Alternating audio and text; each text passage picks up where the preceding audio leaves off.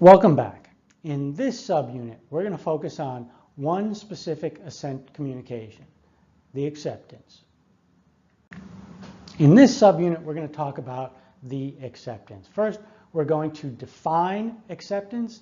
Then we're going to discuss who can accept an offer. Then we're going to discuss when an offeree can accept an offer and when an offeree can no longer accept an offer. We will talk about medium of acceptance. Can an offeree accept through email, through telephone, through snail mail? We will also talk about acceptance by promise. Hopefully by this time you're familiar with this concept and you understand that this is the formation of a bilateral contract. We'll also talk about acceptance by performance. Once again, hopefully you recognize this as the formation of a unilateral contract. And finally, we'll discuss whether the offeree has to provide the offeror with notice of acceptance. All right, let's start our discussion about the acceptance by talking about the definition of an acceptance. An acceptance is simply a manifestation of a willingness to be bound by the terms of the offer, right? Hopefully this is consistent with what you understand an acceptance to be. A grumbling acceptance is indeed an acceptance. So if I accept your offer and I say, yes, I accept, but boy, am I getting a real bad deal here, I'm not happy about this, it's still an acceptance. On the other hand, a qualified or conditional acceptance is not an acceptance. So for example, if I say, I accept if, and then I add some other additional condition to your offer, I have not accepted your offer, even though I used the word accept. We take the objective approach to acceptances, right? We've talked about the objective approach to contract formation. We've talked about the objective approach to offers, right? When we talked about the objective approach in the context of offers, we said, would a reasonable person have understood that you were making an offer? Your subjective intent is not important. It's about what a reasonable person would have understood your intent to be. We take the same approach to acceptances. Would a reasonable person have understand what you said or what you did to be an acceptance of the offer? Remember, the offeror is the master of the offer. So the offeror can dictate by what medium and by what manner the offeree can accept the offer. So if the offeror says you can only accept by email, then the offeree can only accept by email. That's medium. If the offeror says you can only accept by performance, then the offeree can only accept by performance.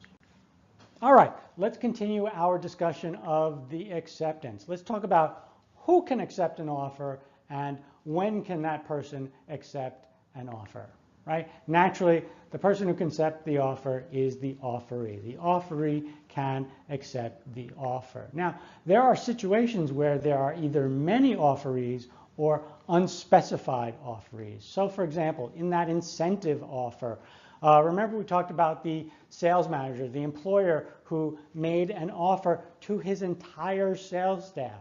Whoever has the highest sales volume for the first quarter will receive a bonus. Right? Here we have a various number of offerees. They're all potential offerees. Of course, only one can have the highest sales volume. So in the end, only one will accept through performance. We might also have unspecified offerees. So for example, the reward offer. I will pay $1,000 for the return of my lost cat, Fluffy. Right? I am making this offer to the world. Anyone can accept it, right? But only one person will be able to accept it, the person who finds Fluffy and returns Fluffy to me.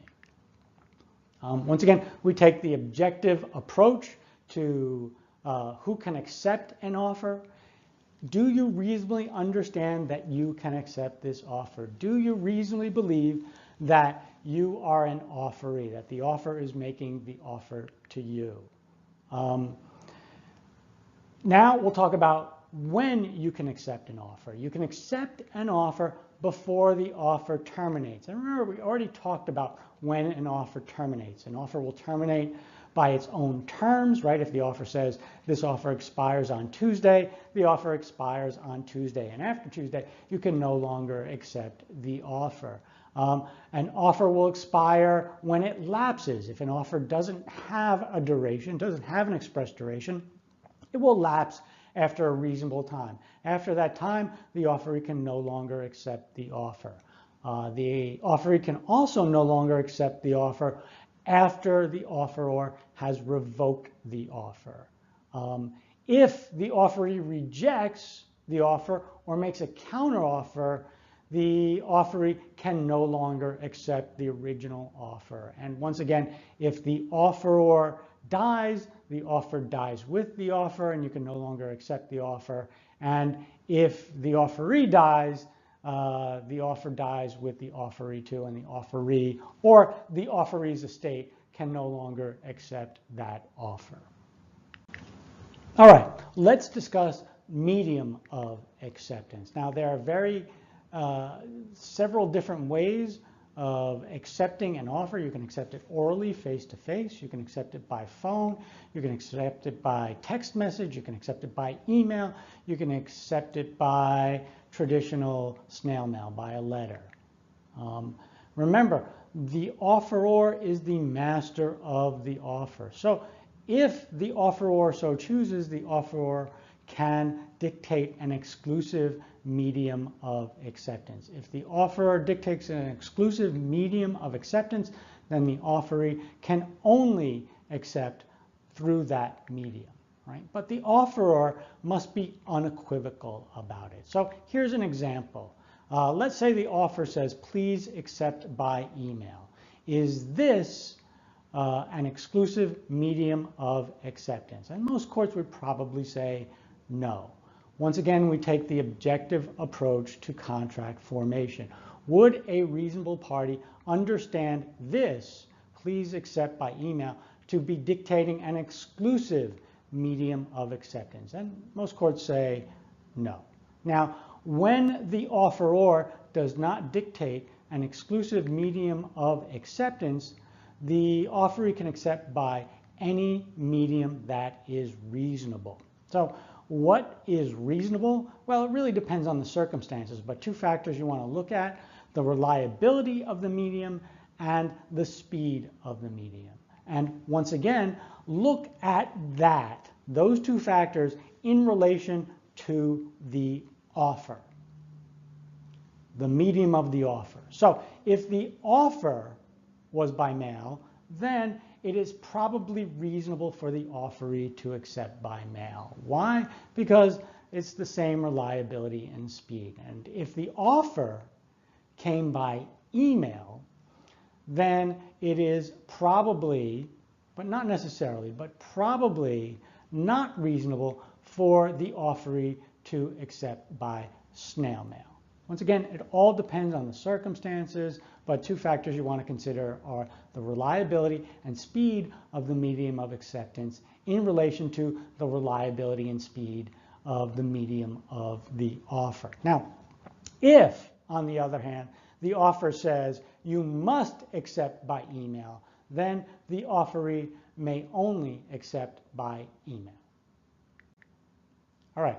Let's talk about acceptance by promise. As you know by now, this is another word for the bilateral contract. So remember, we talked about the issue about whether an offeree can accept by promise or performance, and it depends on the terms of the offer. But once again, we take an objective approach to contract formation. Am I reasonable in understanding that the offer wants me to accept by promise, or am I reasonable in understanding that the offer wants me to accept by performance? Okay, so here's a fact pattern that gave me trouble in law school, but it doesn't drive me crazy anymore because I've made my peace with it. So look at these two offers. If you paint my house, I will pay you $5,000. And if you will paint my house, I will pay you $5,000. Now, what is the difference between these two offers? Well, it's really only one word. If you paint my house and if you will paint my house.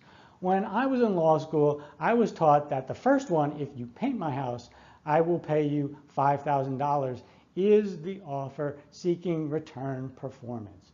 And the other one, if you will paint my house, I will pay you $5,000, was the offer seeking return promise, the offer seeking a bilateral contract. So probably you look at this just as I did when I was law school and you say, you know what, people just don't talk this way. Once again, focus on what someone would reasonably understand the offer to be. I think these are both ambiguous or indifferent offers that can be accepted by either promise or beginning performance. But we'll get to that a little bit later. Okay, when we have an offer that is seeking acceptance by promise, when the offeree accepts by return promise, then both parties are bound. We have a contract. The offeror is bound and the offeree is bound. Let's talk about acceptance by performance, which we also know as the unilateral contract. Remember, we have an offer that is seeking return performance and not seeking return promise. We take an objective approach to looking at the offer, right? Would a reasonable person understand the offer as seeking return promise or seeking return performance? There are certain circumstances where the offeree should understand that the offeror is seeking return performance only and not seeking return promise. Those circumstances are the reward offer. If you find my lost cat Fluffy, I will pay you $1,000. The contest offer. If you get a hole-in-one, I will give you a car. The incentive contract. If you have the highest sales, the incentive offer. If you have the highest sales volume, I will pay you a bonus. The guarantee offer to the bank. If you bank lend money to my friend, I will act as guarantor. And the insurance contract is also a form of a unilateral contract. The insurance company says, if you pay your premiums upon the occurrence of a certain event, I will compensate you. Remember, when we have an offer that is seeking return performance only, full performance is acceptance. Beginning performance is not acceptance. Partial performance is not acceptance.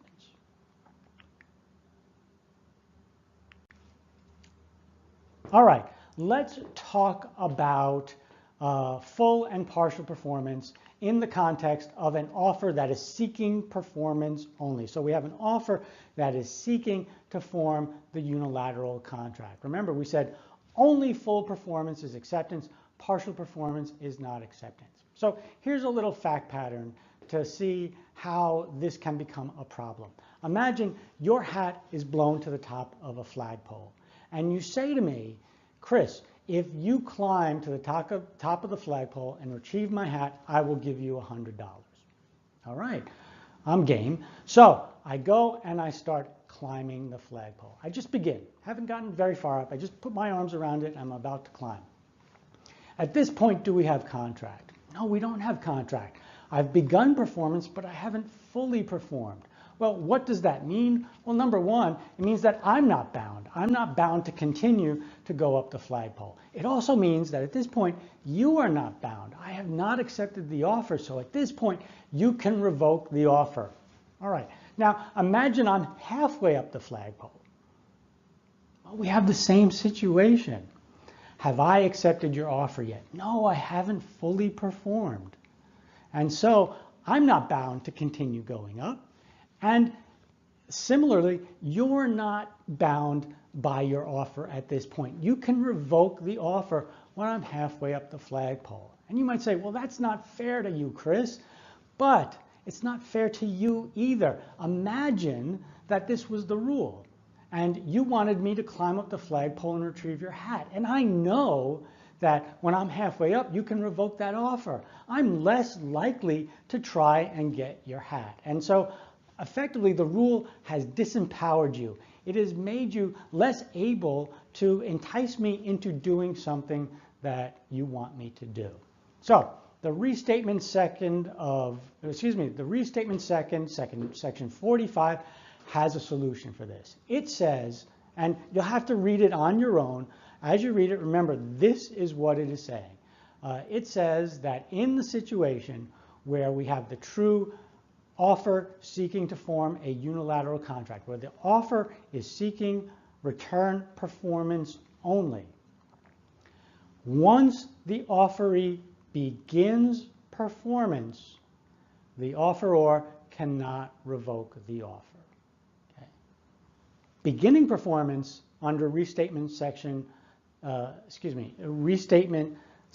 section 45, doesn't make a contract at this point, but what it says is that the offer has made an irrevocable offer. The offeror cannot revoke the offer at that time, and the offeror has to give the offeree a reasonable amount of time to complete performance. So the offeror, once the offeree has begun performance, cannot revoke the offer. But the offer is not open forever. The offer is only open for a reasonable period of time. After the lapse of a reasonable period of time to give offeree time to complete the performance, the offeror can revoke that offer. All right, let's talk about acceptance in the context of ambiguous or indifferent offers, where acceptance can be either by promise or performance. Now remember, this is the setup, we talked about this before. We might have an offer that is ambiguous as to whether the offeree can accept by promise or performance, or we might have an offer where the offeror is indifferent as to whether the offeree can accept by promise or performance. And this was our example. If you mow my lawn tomorrow, I will pay you $100. Am I seeking promise? Am I seeking performance? I think it's ambiguous, and in that case, the offeree can accept by either promise or beginning performance. What if the offer is indifferent, where the offeror doesn't care whether you accept by promise or performance? And we had this example. So it's the same. If you mow my lawn tomorrow, I will pay you $100. Let me know if you will do it. That's saying you can promise me you will do it, and you can accept by promise, or just show up and start mowing. Or you can accept by performance. In this case, the offeror is indifferent about whether the offeree accepts by promise or performance. In the next slide, we'll see that when the offeror is indifferent about whether the offeree can accept by promise or performance, the offeree can accept by either promise or performance, and actually there is a third possibility. All right, so we're discussing acceptance by either promise or performance. What manner of acceptance? Promise or performance. Remember, we're talking about an offer that is ambiguous or indifferent about whether the offeree can accept by promise or performance. The law is that the offeree can accept by, and the offeree has three choices. The offeree can accept by promise, the offeree can accept by beginning performance, not full performance, beginning performance in this case will be acceptance, or the offeree can accept by tender of performance. Remember, tender of performance is the concept where you say, here I am ready to perform. Here is my performance. In any of these cases, in any of these three cases, whether the offeree accepts by promise, beginning performance, or tender of performance, the offeree is bound, and we have a bilateral contract. Now, let's look at the significance of this. Remember, in a true unilateral contract, in an offer where the offeror is seeking performance only and is not seeking promise, partial performance or beginning performance is not acceptance. Here, when we have an offer that is ambiguous or indifferent about whether the offeree can accept by promise or performance, beginning performance is acceptance. And not only is it acceptance, it acts as a return promise. So, if I begin mowing your lawn in response to an indifferent offer from you, you are bound to your offer, and I am now bound to finish mowing your lawn. I have made a promise. My beginning performance operates as a return promise. Similarly, if I tendered performance, it would also act as a return promise. All right, the final issue we're going to discuss in this subunit is notice of acceptance. Must the offeree give the offeror some sort of notice that she is accepting the offer? The rule for the bilateral contract, where the person is accepting by return promise, is of course that you must provide notice, right? You can't say I accept in your head or in your heart. You can't say, oh, you made this offer to me and in my heart I accepted, so we have a contract. Of course, you must provide notice. You must give a return promise. The situation is a little bit different where performance or beginning performance is a reasonable manner of acceptance. In that case, notice of acceptance is unnecessary. Offeree does not need to provide offeror with notice of acceptance unless the offeree has reason to know that the offeror will not learn of the beginning performance or the performance in a reasonable time.